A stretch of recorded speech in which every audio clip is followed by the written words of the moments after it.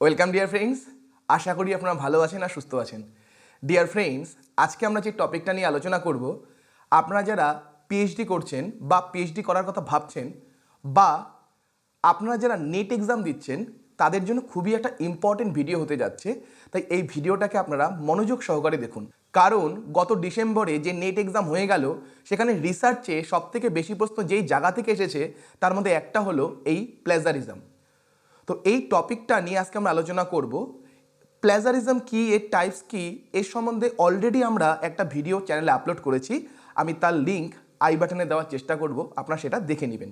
এবং এই ভিডিওর পিডিএফ, যাদের যাদের পিডিএফ প্রয়োজন সেটার পিডিএফ আমি আমাদের টেলিগ্রাম চ্যানেলে দিয়ে দিব, যার ডেসক্রিপশনে লিঙ্ক দেওয়া আছে। তো প্লেজারিজম কি এবং এর টাইপস কি, এগুলো সম্বন্ধে ডিটেল ভিডিও অলরেডি চ্যানেলে আপলোড করা রয়েছে। তো আজকে যে জায়গাটা নিয়ে আমরা আলোচনা করব সেটা হচ্ছে যে কোন কোন জায়গাকে ইউজিসির গাইডলাইন অনুযায়ী প্লেজারিজম বলা হয়েছে এবং ইউজিসি যে লেভেল ভাগ করে দিয়েছে, প্লেজারিজমের যে লেভেলগুলো রয়েছে সেই লেভেলগুলো কি, আর ইনকেস যদি আমাদের লেখাতে প্লেজারিজম চলে আসে তাহলে কি ধরনের পেনাল্টি হতে পারে সেগুলো নিয়ে আজকে আমরা আলোচনা করব। এবং তারপরে এখান থেকে কি প্রশ্ন এসেছে, লাস্ট ডিসেম্বরের এক্সামে এই জায়গাগুলো থেকে কি প্রশ্ন এসেছে সেগুলো আমরা আলোচনা করব। ওকে, তাহলে সবার আগে বুঝি যে ইউজিসি কোন জায়গাগুলোকে প্লেজারিজম থেকে এক্সক্লুশন করেছে, মানে এক্সক্লুড করেছে, মানে এই জায়গাগুলো প্লেজারিজমের মধ্যে পড়বে না। তাহলে কোন জায়গাগুলো বা কোন কোন বিষয়গুলো প্লেজারিজমের মধ্যে ধরা হবে না, যদি মিলও থাকে, সিমিলারিটিসও থাকে, কোন জায়গাগুলো প্লেজারিজমে আসবে না। কি বলেছে? all quoted work either falling under public domain or reproduced with all necessary permission or attribution। তার মানে ধরুন এমন কিছু কোটেড ওয়ার্ক রয়েছে, কোটেড, যেগুলোকে কেউ কোট করেছে। যেমন একটা নেলসন ম্যান্ডেলার একটা খুবই জনপ্রিয় কোট কি, education is the most powerful weapon which you can use to change the world. তাহলে এটা একটা কি খুবই পপুলার একটা কোট। তাহলে এই যে কোডগুলো যেগুলো রয়েছে সেগুলো প্লেজারিজমের মধ্যে পড়বে না, মানে অন্য কেউ ইউজ করেছে আপনি ইউজ করলেন, যদি সিমিলারিটিস দেখাও যায় সেটা প্লেজারিজমের মধ্যে ধরা হবে না। ওকে, বা যেগুলো আপনি প্রয়োজনীয় পারমিশন নিয়ে যেগুলো আপনি ইউজ করেছেন কোড, সেগুলো কখনোই প্লেজারিজমের মধ্যে ধরা যাবে না। এগুলো যেগুলো আমি আলোচনা করছি সব কি ইউজিসির যে 2018 রেগুলেশন ছিল সেই অনুযায়ী আলোচনাটা করছি। all references, bibliography, table of content, preface and acknowledgement। তখন আপনারা জানেন যখন আমরা একটা থিসিস পেপার লিখি বা ইভেন আর্টিকেল লিখছি তখন আমাদের রেফারেন্স দিতে হয়, বিবলিওগ্রাফি দিতে হয়, টেবিল দিতে হয়। বিশেষ করে যখন আমরা থিসিস লিখছি, আর্টিকেলে তো টেবিল দেই না, টেবিল অফ কন্টেন্ট জেনারেলি থাকে না। জেনারেলি যখন আমরা থিসিস লিখি তখন আমাদের টেবিল অফ কন্টেন্ট থাকে। প্রিফেস যখন আমরা বই লিখছি প্রিফেস থাকে। অ্যাকনোলেজমেন্ট যেগুলো লিখি সেগুলো হচ্ছে প্লেজারিজমের বাইরে। All small similarities of minor nature. ধরুন কোনো একটা সেন্টেন্সে কেউ একটা পুরো সেন্টেন্স লিখেছে, তার মধ্যে হয়তো দুটো তিনটা ওয়ার্ড পরপর দুটো তিনটা ওয়ার্ড আপনার সাথে মিলে গেল, তাহলে এগুলো কি মাইনর নেচার, মাইনর সিমিলারিটি, তো এগুলো প্লেজারিজমের মধ্যে আসবে না। All generic terms, laws, standard symbols and standard questions, standard equations. তার মানে ধরুন আপনি a+b হোল স্কোয়ার সূত্র ব্যবহার করেছেন, তাহলে হতে তো পারে অন্য কেউ a+b হোল স্কোয়ার সূত্রটাকে তার থিসিসে হোক বা আর্টিকেলে হোক ব্যবহার করেছে। তাহলে এগুলো যেগুলো স্ট্যান্ডার্ড ইকুয়েশন রয়েছে বা স্ট্যান্ডার্ড যেগুলো সিম্বল রয়েছে বা যেগুলো ল রয়েছে, দেখা যাচ্ছে আপনি নিউটনের থার্ড লটাকে লিখছেন, তাহলে এগুলো তো অন্য কেউ তো নিউটনের থার্ড লটাকে ব্যবহার করতে পারে। তাহলে এই যে বিষয়গুলো রয়েছে সেগুলো কি প্লেজারিজমের মধ্যে আসবে না। ওকে, তাহলে এগুলো হচ্ছে আসবে না। তাহলে কোন বিষয়গুলো আসবে? তাহলে যেই বিষয়গুলো আসবে সেখানে দুটো ভাগে ভাগ করা হয়েছে, একটা হচ্ছে কোর এরিয়া আর একটা হচ্ছে নন কোর এরিয়া। তাহলে কোর এরিয়া বলতে কোন জায়গাগুলো পড়েছে core area? The core work shall include. Core area কোনগুলো? যেগুলো অ্যাবস্ট্রাক্ট। আপনারা জানেন যখন আমরা আর্টিকেল লিখি বা থিসিস লিখি আমাদের অ্যাবস্ট্রাক্ট লিখতে হয়। যখন আমরা থিসিস লিখছি আমাদের সামারি লিখতে হয়, হাইপোথিসিস করতে হয়, অবজারভেশনস, রেজাল্টস, কনক্লুশন, রিকমেন্ডেশন, এগুলো হচ্ছে কোর এরিয়া। তাহলে কোর এরিয়াতে কোনো রকম প্লেজারিজম চলবে না, এখানে হচ্ছে জিরো টলারেন্স পলিসি রয়েছে। The core work carried out by the students, faculty, staff and researcher shall be based on original ideas and shall be covered by zero tolerance policy on plagiarism। তার মানে এই যে জায়গাগুলো রয়েছে core area, এখানে কোনো রকম প্লেজারিজম চলবে না, 1%, 2%, কোনো পার্সেন্ট চলবে না, এখানে কি zero tolerance policy. In case plagiarism is established in the core work claimed, then plagiarism disciplinary authority PDA, এই পিডিএ নামটা এর পরেও আমরা পাবো, plagiarism disciplinary authority of the higher educational institution shall impose maximum penalty. তার মানে কি বলতে চাচ্ছে, যদি কোর এরিয়াতে যদি প্লেজারিজম চলে আসে তাহলে পিডিএ প্লেজারিজম ডিসিপ্লিনারি অথরিটি যে রয়েছে সেই হাইয়েস্ট যেটা পেনাল্টি রয়েছে বা ম্যাক্সিমাম যেটা পেনাল্টি রয়েছে সেটা ইম্পোজ করবে। তো পেনাল্টি নিয়েও আমরা আলোচনা করব একটু পরে। এরপরে দেখুন নন কোর এরিয়ার জন্য কি বলেছে। তো নন কোর এরিয়াগুলো যেমন যখন আপনি থিসিস লিখছেন, আপনি ইন্ট্রোডাকশন লিখছেন, আপনি রিভিউ অফ লিটারেচার সম্বন্ধে লিখছেন, আপনি ম্যাথোডোলজি সম্বন্ধে লিখছেন, তাহলে সেগুলো কি নন কোর এরিয়াতে রয়েছে। মানে কোর এরিয়া বাদে বাকি যেগুলো জায়গা রয়েছে সেগুলো হচ্ছে কি নন কোর এরিয়া। তাহলে সেই জায়গাতে ইউজিসি 2018 গাইডলাইন্স অনুযায়ী 4টা লেভেলে ভাগ করা হয়েছে, 4টা লেভেল, লেভেল 0, লেভেল 1, লেভেল 2 আর লেভেল 3। লেভেল 0 মানে সিমিলারিটিস আপ টু 10%, তার মানে 10% অনুযায়ী আপনার কি হলো, প্লেজারিজম হলো, মানে আপনার কারোর সাথে সিমিলারিটিস দেখা গেল বা অন্যান্য লেখার সাথে আপনার সিমিলারিটিস দেখা গেল। আপ টু 10% অবধি বলা হবে কি লেভেল 0। প্রতিটা লেভেল অনুযায়ী পেনাল্টি ভিন্ন হবে, সেগুলো আমরা আলোচনা করব। ওকে, লেভেল 1 মানে কি অ্যাবাভ 10% টু 40%, মানে 10%-এর উপরে যদি এক্সাক্ট 10% হয় তাহলে সেটা লেভেল 0তেই পড়বে। লেভেল 1 কি সিমিলারিটিস অ্যাবাভ 10%, 10% উপরে টু 40%, মানে 40% পর্যন্ত, 10%-এর উপরে 40% পর্যন্ত হচ্ছে লেভেল 1। লেভেল 2 হচ্ছে সিমিলারিটিস অ্যাবাভ 40% টু 60%, মানে একই রকম যদি ঠিক 40% হয় তাহলে লেভেল 1-এ পড়বে, কিন্তু 40%-এর উপরে কিন্তু 40%-এর উপরে থেকে 60% পর্যন্ত সেটা হচ্ছে লেভেল 2। সিমিলারিটিস অ্যাবাভ 60%-এর ওপরে যদি যায় তাহলে সেটা কি হবে লেভেল 3। ওকে, লেভেল 0 হলো 0 থেকে 10 পর্যন্ত, লেভেল 1 হলো 10-এর ওপরে 40 পর্যন্ত, লেভেল 2 হলো 40-র ওপরে 60 পর্যন্ত, আর লেভেল 3 হলো 60-র ওপরে।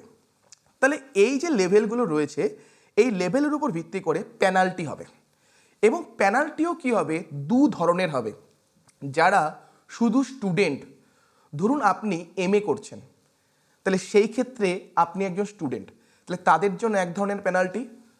আর ধরুন আপনি একজন রিসার্চ স্কলার বা আপনি একজন ফ্যাকাল্টি মেম্বার, ধরুন আপনি হচ্ছে কি একটা ইউনিভার্সিটির প্রফেসর, তাহলে আপনি একজন ফ্যাকাল্টি, তাহলে আপনার আর একজন স্টুডেন্টের পেনাল্টিতে কি থাকবে, পার্থক্য থাকবে। যদি একজন স্টুডেন্ট পেনাল্টি করে তার জন্য পেনাল্টি একরকম, আর যদি একজন ফ্যাকাল্টি, রিসার্চ স্কলার বা হচ্ছে রিসার্চার বা রিসার্চ স্কলার, আরেকজন হচ্ছে যদি কোনো স্টাফ, তারা যদি কোনো পেনাল্টি করে বা তারা যদি কোনো এরকম প্ল্যাগারিজম তাদের লেখায় পাওয়া যায়, তাদের জন্য পেনাল্টি আরেক রকম হবে। তো সেটা নিয়ে আমরা আলোচনা করি। দেখুন, পেনাল্টিস ফর স্টুডেন্টস, যারা স্টুডেন্ট রয়েছে তাদের জন্য প্ল্যাগারিজম ডিসিপ্লিনারি অথরিটি পিডিএ, এই নামটা এর পরেও আমরা পাবো। Plagiarism disciplinary authority PDA of the higher education institution based on the recommendation of the academic misconduct panel shall impose penalty considering the severity of the plagiarism। তার মানে আপনার যে লেখাটা তার মধ্যে কতটা সেটার মধ্যে সিমিলারিটিস দেখা গেছে, কতটা সেটা সিভিয়ার, সেটা কি একাডেমিক মিসকন্ডাক্ট প্যানেল এএমপি সে কি করবে, সে হচ্ছে রিকমান্ড করবে, তার রিকমেন্ডেশন অনুযায়ী ফাইনাল ডিসিশন কে নিচ্ছে? ফাইনাল ডিসিশন নিবে হচ্ছে প্ল্যাগারিজম ডিসিপ্লিনারি অথরিটি, তারা যা যা স্টেপ নেওয়ার নিবে। রিকমেন্ডেশন কে করবে? রিকমেন্ডেশন করবে হচ্ছে একাডেমিক মিসকন্ডাক্ট প্যানেল বা AMP। তাহলে যদি লেভেল 0 যদি আপনি লেভেল 0 কমিট করেছেন, তাহলে তার জন্য কোনো পেনাল্টি নেই, তার জন্য নো পেনাল্টি। অলরেডি আমরা জানি যে লেভেল 0 মানে 0 টু আপ টু 10%, 0 থেকে 10% পর্যন্ত। যদি লেভেল 1 যদি হয়, তার মানে লেভেল 1 মানে 10-এর উপরে থেকে 40 পর্যন্ত। such student shall not be given any mark or any credit for the plagiarized script and shall be asked to submit a revised script within a stipulated time period not exceeding 6 months। তার মানে কি বললো? যদি কেউ level 1 commit করে, যদি কোনো student level 1 commit করে, তাহলে তার জন্য সেই লেখাটার জন্য, ধরুন কেউ একটা আর্টিকেল লিখেছে, তাহলে সেটার জন্য তাকে কোনো ক্রেডিট পয়েন্ট বা মার্ক দেওয়া হবে না, এবং তাকে বলা হবে সেটাকে সাবমিট করতে, সেটাকে রিভিজিট করতে, মানে আপনাকে আবার দিয়ে দিল। ধরুন আপনি লেভেল 1কে কমিট করেছেন, তাহলে আপনাকে কি করা হলো? সেটাকে ফেরত দেওয়া হলো, ফেরত দিয়ে বলা হলো 6 মাসের মধ্যে সেটাকে ঠিকঠাক করে পুনরায় জমা করতে। দেখুন এটাই বলেছে, revised script within a stipulated time period not exceeding 6 months, মানে 6 মাসের বেশি নিতে পারবেন না। আপনি যদি লেভেল 1 কমিট করেন, আপনাকে আবার সেটাকে দিয়ে দেওয়া হলো, বলা হলো আপনি এটাকে ঠিক করে জমা করুন। আপনাকে কি 6 মাসের মধ্যে, 6 মাসের বেশি হলেও হবে না, 6 মাসের মধ্যে সেটাকে ঠিক করে লেভেল 0-তে এনে আপনাকে এটা আবার পুনরায় সাবমিট করতে হবে। এরপরে আছে লেভেল 2 যদি কোনো স্টুডেন্ট কমিট করে, 2 মানে হচ্ছে 40-র উপরে থেকে 60 পর্যন্ত সিমিলারিটিস যদি থাকে। such student shall not be given any mark or credit for the plagiarized script। তাহলে একই রকম এরাও কি কোনো রকম মার্কস বা ক্রেডিট পাবে না। and shall be asked to submit a revised script after a time period of 1 year but not exceeding 18 months। তার মানে দেখুন লেভেল 1-এ কি ছিল? আপনার লেভেল 1 কমিট করেছেন, আপনাকে দিয়ে দেওয়া হলো, দিয়ে বলা হলো 6 মাসের মধ্যে সাবমিট করতে। কিন্তু লেভেল 2 যদি কমিট করেন তাহলে কি হবে? তার মানে আপনার লেভেল 2 কমিট হলে আপনাকে করতে হবে, আপনি 1 বছর পারবেন না এর জমা করতে। লেভেল 2 যদি কমিট হয়ে যায়, তাহলে 1 বছর পারবেন না, কিন্তু 18 মাসের মধ্যে আপনি জমা করবেন। ওকে, দেখুন তাই বলেছে কিন্তু revise script after a period of 1 ইয়ার, মানে 1 বছরের পরে আপনি জমা করতে পারবেন, বাট নট এক্সিডিং 18 মান্থস, মানে 18 মাসের বেশি যাবে না, কিন্তু 1 বছরের আগে পারবেন না, মানে 1 বছরের পরে 18 মাসের আগে আপনাকে জমা করতে হবে। বোঝা গেল? 1 বছরের পরে, আজকে যদি আপনার কমিট হলো, যদি ধরা পড়েন আজকে, তাহলে আজকে থেকে 1 বছর পরে আপনি জমা করতে পারবেন, আবার কি 18 মাসের মধ্যে সেটা যেন থাকে, মানে 1 বছরের পরে 18 মাসের আগে, মানে 12 থেকে 18 মাসের মধ্যে আপনাকে জমা করতে হবে। লেভেল 3 যদি কমিট করেন, এবার দেখুন লেভেল 3 মানে হচ্ছে 60%-এর উপরে। such student shall not be given any mark or credit for the plagiarized script and his or her registration for the course to be cancelled। দেখুন খুবই খতরনাক, লেভেল 3 যদি কেউ কমিট করে, তাহলে প্রথম কি বলা হলো, যেটা আগের মতোই, যে কোনো ক্রেডিট বা মার্ক তো সে পাবে না, এবং তার যে রেজিস্ট্রেশন রয়েছে, যেই কোর্সে সে যেই কাজটা করছিল, ধরুন আপনি এমএড করছেন, এমএডে আপনি একটা ডিজার্টেশন করছেন, তাহলে দেখা গেল আপনার এমএডের ডিজার্টেশনে প্ল্যাগারিজম কি লেভেল 3-তে গেল, তাহলে পুরো এমএডের রেজিস্ট্রেশনটা ইউজিসি রেগুলেশন অনুযায়ী আপনার ক্যান্সেল হয়ে যাবে। বোঝা যাচ্ছে? লেভেল 3 যদি কমিট হয়, আপনাকে আর বলবে না যে ঠিক করে জমা করো, লেভেল 3 কমিট হয়েছে, তার মানে তোমার পুরো যে কোর্সটা রয়েছে সেটা থেকেই রেজিস্ট্রেশন পুরো ক্যান্সেল হয়ে যাবে। এখন মনে প্রশ্ন আসবে যে স্যার, যদি আমাকে দেওয়া হলো বা কাউকে দেওয়া হলো, সে লেভেল 1 কমিট করেছে বা 2 কমিট করেছে, তাকে ঠিক করতে বলা হলো, যদি সে আবার একই ভুল করে তাহলে কি হবে? বা স্যার, যদি কেউ ধরুন অলরেডি ক্রেডিট পেয়ে গেছে, অলরেডি কারো কোর্সটা হয়ে গেছে, এখন ধরা পড়লো যে তার সেখানে প্লেজারিজম ছিল, তাহলে কি হবে? তাহলে সেটা নিয়ে আমরা দেখি কি বলেছে। Note 1, penalty on repeated plagiarism কি বলেছে? Such student shall be punished for the plagiarism of one level higher than the previous level committed by him or her. In case where plagiarism of highest level is committed, then the punishment for the same shall be operative. তার মানে বলছে যদি কেউ repeat করে, একবার হয়েছে দ্বিতীয়বারও সে repeat করলো, ধরুন কেউ লেভেল 1 কমিট করেছে, তাকে ঠিক করতে বলা হলো, যদি দেখা গেল সে আবার সেমটাই রিপিট করেছে, আবার সে লেভেল 1 কমিট করেছে, তাহলে এখন তার শাস্তিটা কি হবে? লেভেল 1 হবে না, যেহেতু সে রিপিটেশনেও সেম মিস্টেক করেছে, তার জন্য কি হবে? 1 স্টেপ হায়ার, মানে লেভেল 2তে পাবে। যদি কেউ লেভেল 2 দুবার কমিট করে তাহলে লেভেল 3 পাবে। আর যদি কোনো কারণে কেউ লেভেল 3 যদি রিপিট করে, কোনো একটা লেখায়, ধরুন আপনি একটা আর্টিকেল লিখছেন, সেখানে লেভেল 3 কমিট করলেন, আবার পরের কোনো লেখাতেও আপনি লেভেল 3 কমিট করলেন, আর্টিকেল লেখার ক্ষেত্রে এখানে কোনো এমিট করছেন না, নর্মাল কোনো আর্টিকেল লিখছেন, তাহলে সেই ক্ষেত্রে কি হবে? যেহেতু আর কোনো হায়ার লেভেল নেই, তাহলে সেই ক্ষেত্রে লেভেল 3 যদি বারবার আপনি রিপিট করেন, তাহলে শাস্তি লেভেল 3 হবে। শুধু 1 আর 2 এর জন্য কি হবে? 1 স্টেপ হায়ার। 0তে তো কোনো পানিশমেন্ট নেই, 1 এর জন্য যদি দুবার রিপিট করেন, 1 এর জন্য 1 স্টেপ হায়ার, মানে লেভেল 2তে যেই শাস্তি হয় সেটা পাওয়া যাবে, সেটা দেওয়া হবে। আর লেভেল 2তে কি হবে? যদি দুবার কমিট করেন, রিপিট করেন, তাহলে লেভেল 3তে যে শাস্তি হয় সেটা হবে। তাহলে এগুলো গেল কি স্টুডেন্টদের জন্য। তাহলে এখন যেটা খুবই ইম্পর্টেন্ট, যারা পিএইচডি করছেন বা করার কথা ভাবছেন, বা যারা অলরেডি ফ্যাকাল্টি রয়েছেন, স্টাফ রয়েছেন, তাদের জন্য কি? Penalties for faculty, staff, researcher of higher educational institution, তাদের জন্য কি? Level 1, level 2, level 3। দেখুন তার মানে কি, লেভেল 0 যদি হয় আপ টু 10% যদি সিমিলারিটিস থাকে, তার মানে তার জন্য কোনো পেনাল্টি নেই, আপ টু 10%। যদি লেভেল 1 যদি কেউ কমিট করে, তাহলে কি হবে? Shall be asked two withdraw manuscript submitted for publication and shall not be allowed to publish any work for a minimum period of 1 ইয়ার। তার মানে কি বললো? যদি কেউ লেভেল 1 কমিট করে, তাই তাকে বলা হবে কি, সে পাবলিকেশনের জন্য যে লেখাটা দিয়েছে সেটাকে তুলে নিতে বলা হবে, উইথড্র করতে বলা হবে, এবং সে আগামী 1 বছর, মিনিমাম 1 বছরের জন্য সে আর কোনো লেখা পাবলিশ করতে পারবে না। বোঝা গেল? মানে ইনকেস যদি আজকে আমার বা আপনার কোনো একটা লেখায় লেভেল 1 কমিট হলো, আর আমরা ফ্যাকাল্টি, স্টাফ বা রিসার্চারের মধ্যে পড়ি, তাহলে ইউজিসির 2018 রেগুলেশন অনুযায়ী আমরা যেদিন ধরা পড়লাম সেদিন থেকে 1 বছর অবধি আর কোনো রকম লেখা পাবলিশ করতে পারবো না, সেটা বৈধ হবে না। ওকে?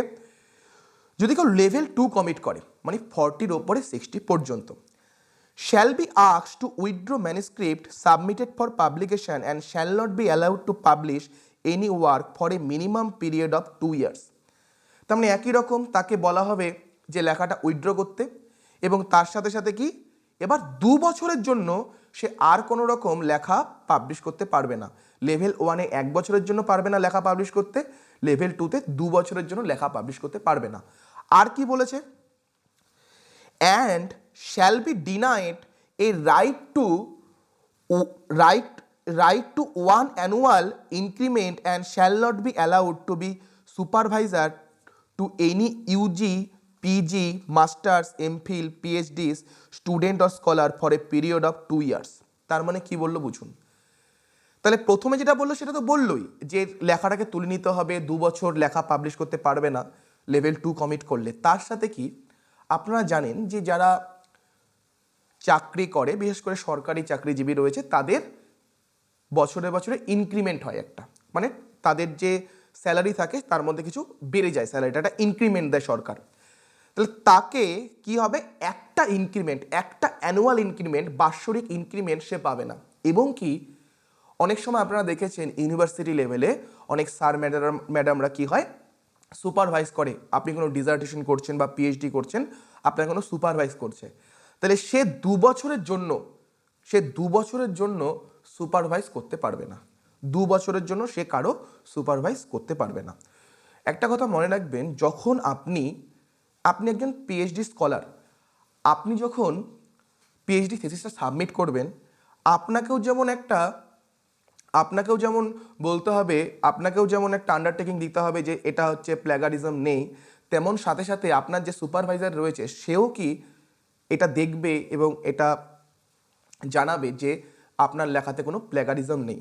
মানে আপনার লেখাতে প্ল্যাগারিজম আছে কি না, আপনার সাথে সাথে আপনার যে গাইড আছে, সুপারভাইজ করছে, তারও কিন্তু একটা মাথা ব্যথা রয়ে গেছে, সেও দেখবে যে আপনার লেখাতে প্ল্যাগারিজম আছে কিনা। তাহলে লেভেল টুটা বোঝা গেল। লেভেল 2তে যদি কেউ কমিট করে তাহলে 2 বছরের জন্য লেখা পাবলিশ করতে পারবে না, এবং তার সাথে সাথে কি 1 বছরের ইনক্রিমেন্ট মার যাবে, এবং 2 বছর কোনো সুপারভাইজার সে হতে পারবে না, গাইড করতে পারবে না।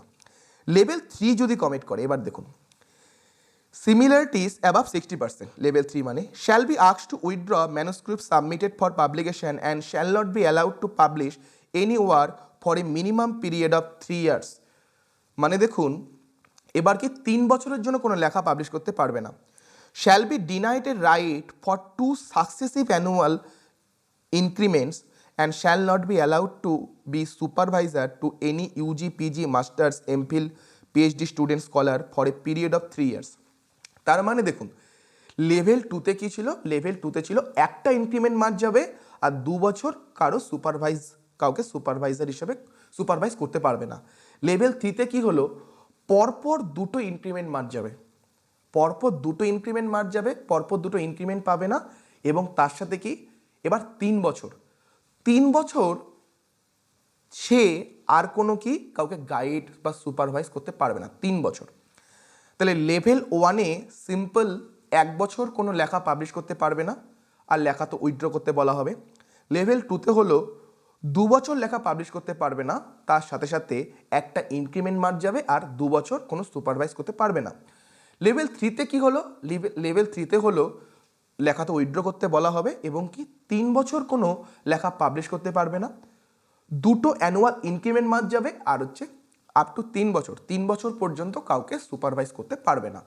তো এগুলো কোনো পেনাল্টি। তাহলে এখানেও একই কথা আসবে, যদি স্যার কেউ পরপর 2বার রিপিট করে তাহলে কি হবে, বা স্যার যদি কেউ অলরেডি কারো হয়ে গিয়ে থাকে পিএইচডিটা, তখন ধরা পড়লো, তাহলে কি হবে। দেখুন, enhance penalty on repeated plagiarism. যদি কেউ রিপিটেড প্ল্যাগারিজম করে, যদি বারবার প্ল্যাগারিজম করছে, তাহলে shall be punished for the plagiarism of one level higher than the lower level committed by him or her. In case where plagiarism of highest level is committed, then the punishment for the same shall be operative. In case of level 3 offense is repeated, then the concerned person shall be dismissed। দেখুন কি বললো, তার মানে একই কথা এখানেও কি হবে, যদি কেউ লেভেল 1 করে, যদি রিপিট করে, তার মানে কি হবে, পরের বার তাকে লেভেল 2 পেনাল্টি সে পাবে। যদি লেভেল 1 যদি পরপর রিপিট করে, এক স্টেপ হায়ার, একটা লেভেল হায়ার সে পানিশমেন্ট পাবে রিপিটেড প্লেজারিজমের ক্ষেত্রে।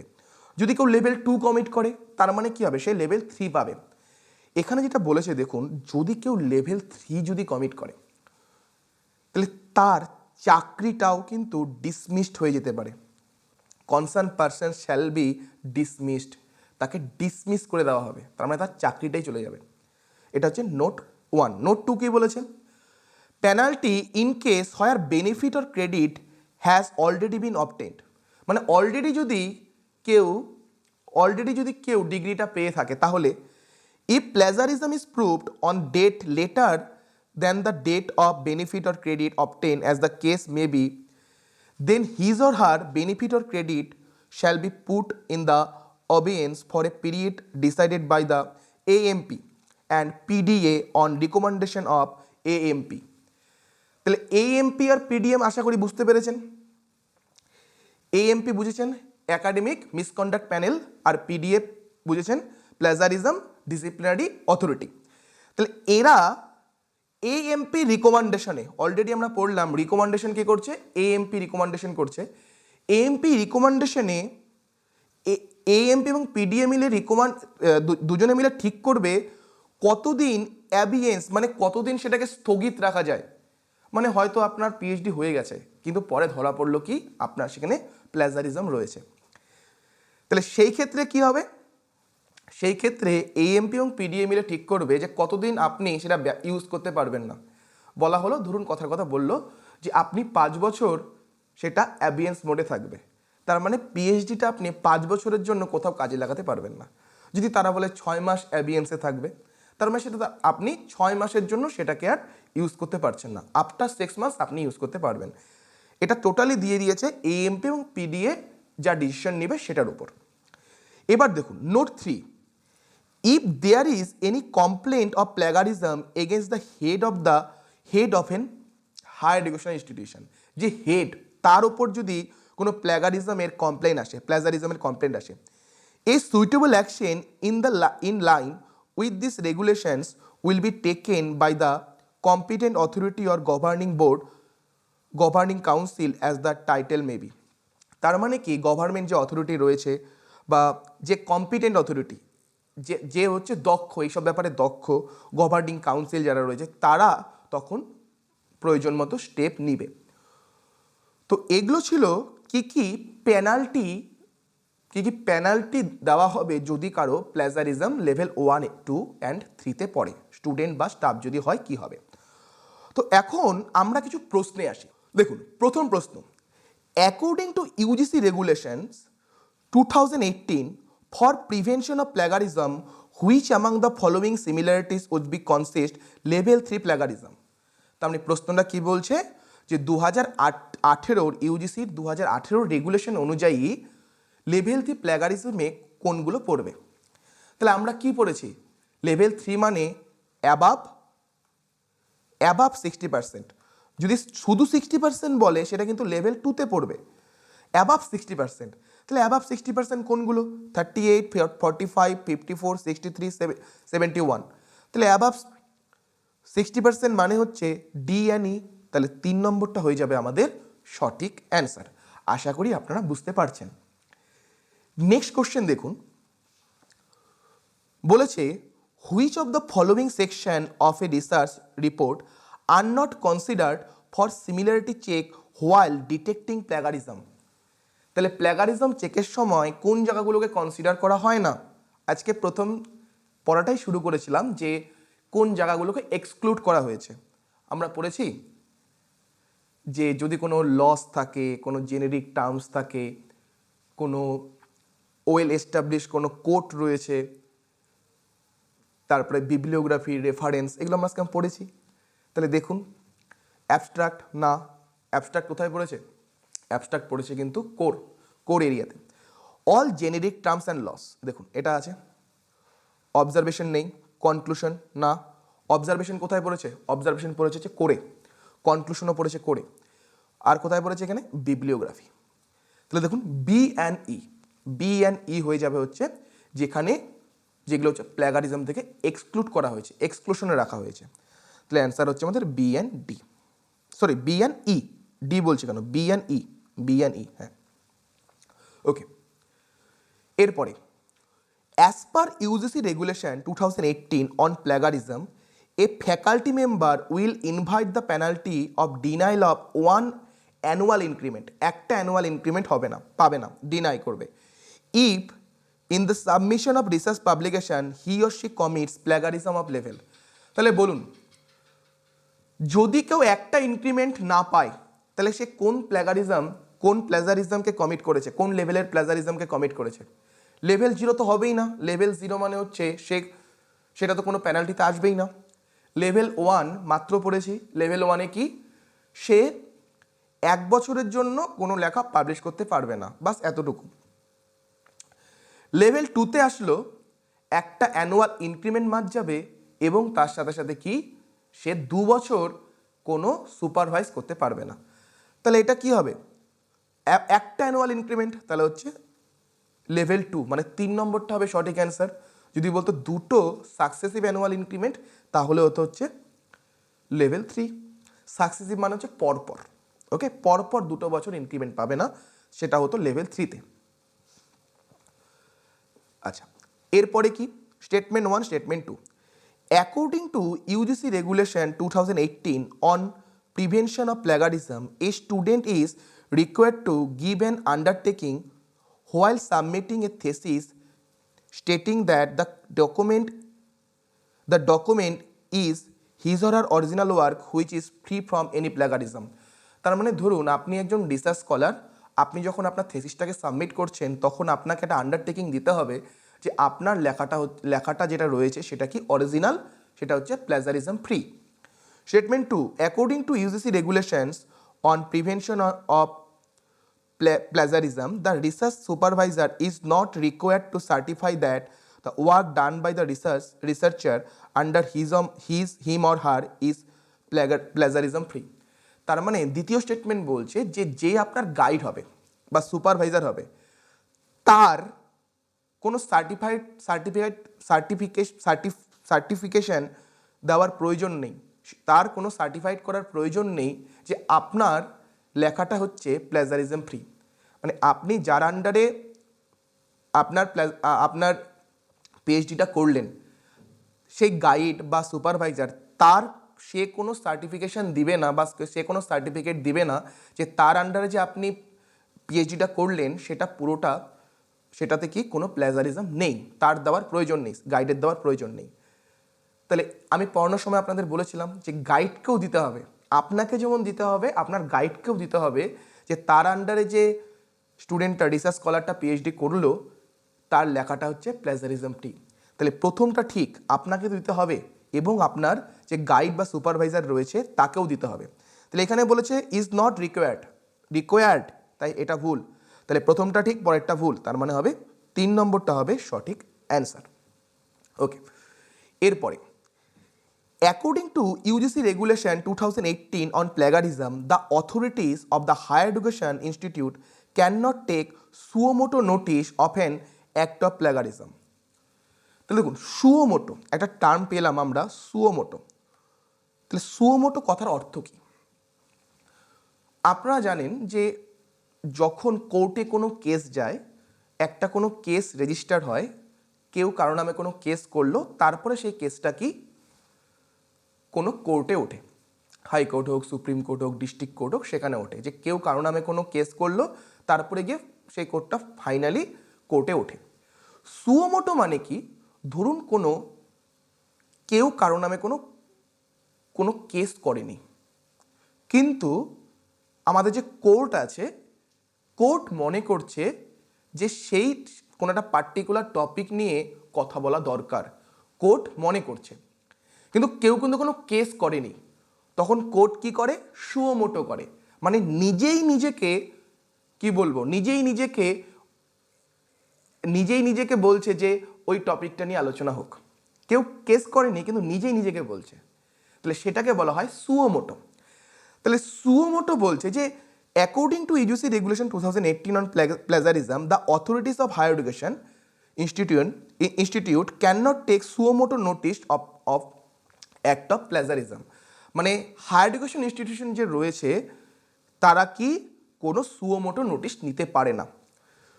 Statement 2, plagiarism means the practice of taking someone else work or idea and passing them as one's on.